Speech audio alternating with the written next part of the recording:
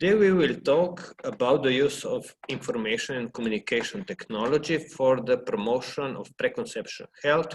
The last part, from now on, the last part of the conference will discuss also the use of this technology in the field of preconception education. So this presentation is from me and from my colleague who is sitting near me, Patrick Putzer. Because we both work in this field, we are expert in informatics, and we are glad to participate in this initiative regarding the preconception.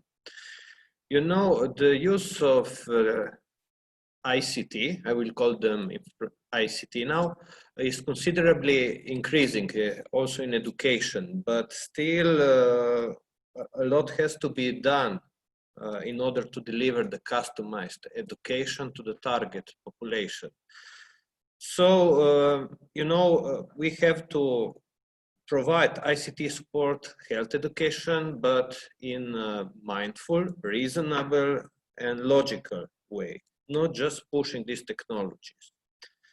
So, these materials, I will call them in the continuation e-contents, they should be properly designed, attractive, and effective in order to be interesting for the target population. No matter they are students, they are other health educators. This opens also an interesting questions regarding the competencies of healthcare workers, in this case midwives, also nurses. In order to deliver successful healthcare education, they should also extend their competence. But this is a big question for the future that I hope we will working on it in next period. Okay, in this project, we all members of the project developed e-contents which are located on our web page, preco.tamk.fi, under the section PCHC tools. Okay. For example, you have many of contents which you can go through and use directly in your education process, no matter at which level. So, for example, here we have an example of Mirko, Patrick, and me. Next one is from Austrian colleagues, Melanie. Then we have e-content which was developed by Ilse and Magali. And you know what is interesting? Except in those where Patrick and I participated, these were developed by midwives. Okay. So not experts in ICT. And how we done that? For example, in the first step, we identified the problem from the field of preconception, from the literature, practice, and then we designed the scenario and developed a content. So we spend a lot of time in designing the scenario. You know, if you start to develop without thinking about the aim of these e-contents, you can do a big mistake. Here we have one example. Here is one e-content. It has 1, 2, 3, 4 screens, and for example, for 3 screens, this was the design, and immediately we developed them with the tool H5P. Here you see the title page. You can go next to the next page, or you go back to the initial page, and so on. So this design is very important for making relevant content. But you know, when we started this project, there was not a lot of literature about how to develop e-content, and also in the field of healthcare and preconception. we were searching for valid principle for the design of these e-contents, and we refer to cognitive theory of multimedia learning, multimodal learning environment from Moreno and Meyer, and many other studies. You know, the goal of these contents is what? Not only to achieve knowledge, to give knowledge to the listeners, but also to achieve knowledge retention. So that they have this knowledge also after 6 months, after 12 months. The ideal situation will be that they will remember it forever. And we went through the literature, and for now we identified and also practically implement 5 principles for e-contents design. This is guided activity principle, feedback, reflection, basic, and pre-training principle. In the continuation of the project, probably we will identify some more principles and a recommendation. First, principles that I will present is called guided activity principle. You know, the idea is that learners should be directed through the knowledge acquisition process. And it means in a virtual environment, they don't have a teacher every time with them. Of course, they can have an online mentor, but sometimes when you deliver via asynchronous e-content, so the contents that are available on the page without a mentor, then you should consider the use of different tools to simulate this guidance, this guide through the e-content. And here, for example, you can see the case of Avatar.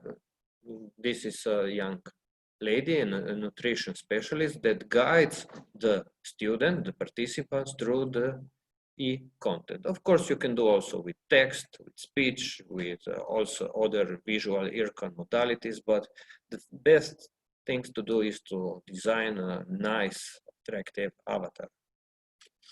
Then the next principle is feedback principle. We should include as much as possible feedback in our e-contents in order to activate the students.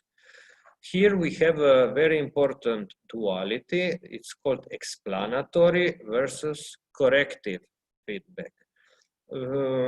According to the theories, only explanatory feedback, in this case, can stimulate neural processes, which are very important for knowledge retention. And here you have, for example, example of feedback when students respond to some questions and then they receive a feedback and they can decide whether they learned enough or not. The next thing is reflection principle. Here is implemented, here I have an example implemented with feedback principle, but the core idea is to make the students, the participants, reflect about what they studied, what they read. So, here I have a bad example. Here you have a question and yes, no. But if I provide to the students, this is not when they say yes, when they respond yes, do you drink more than 1 deciliter of wine or 2 half deciliter beer or 0.3 deciliter of spirits per day?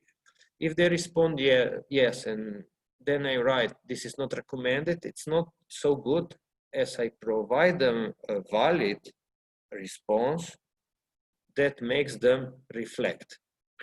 Of course, reflection principle can be implemented in many ways, but here is one example. Basic principle, very important to allow the students to process through e-learning slowly at their own pace by processing minor chunks of material and information. So they have, if possible, they must have an option to proceed at their own speed and intensity. This is implemented in our e-content simply by the navigation. Pre-training principle. When designing e-contents, you can consider that they can be used as pre-training material for the core, for the real training, or even in some parts of e-content, you can include additional modules which encourage students to make a pre-training before the real training. For example, here we have a good example of our colleague Nava. Before they go to the real tutorial, they perform a self-assessment. This is somehow like a pre-training to the real tutorial. Of course, this self-assessment provides also valid results for each participant of the study. For now, this is all we identified, and also we try to implement in our e-contents. I hope that this presentation will help also others and follow us the continuation of our project and on our website, that you will be able to see what we found about these principles, because according to our literature review, there were not so many materials which helped us directly in the design of e-contents. Of course, there were theory study, but there was a lack of this material that help healthcare workers to engage in this new journey of developing e-contents. That's all from me. If there are any questions, please let me know.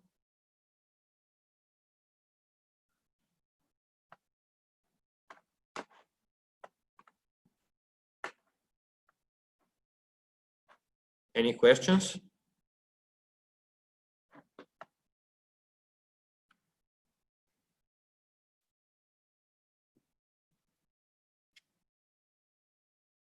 Yes, Paula.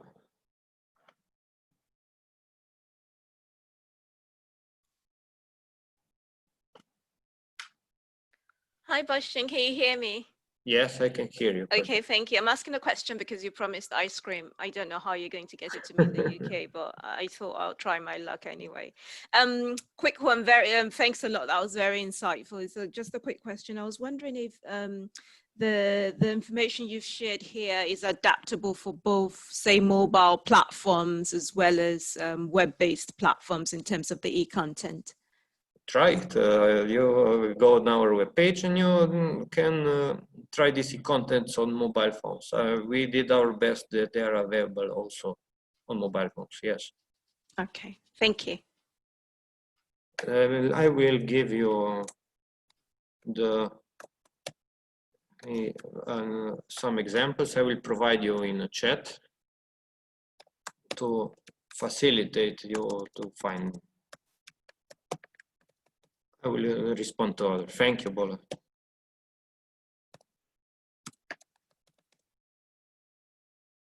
Any other questions?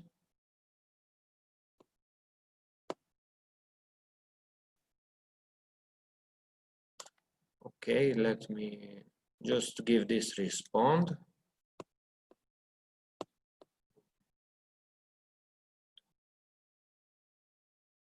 Sorry. Okay. I provided you only one example. Please try it. And of course, to all participants of these contents, I recommend that you use our material on the webpage. In the next period, we will prepare also an e-handbook, which will be available on the same page.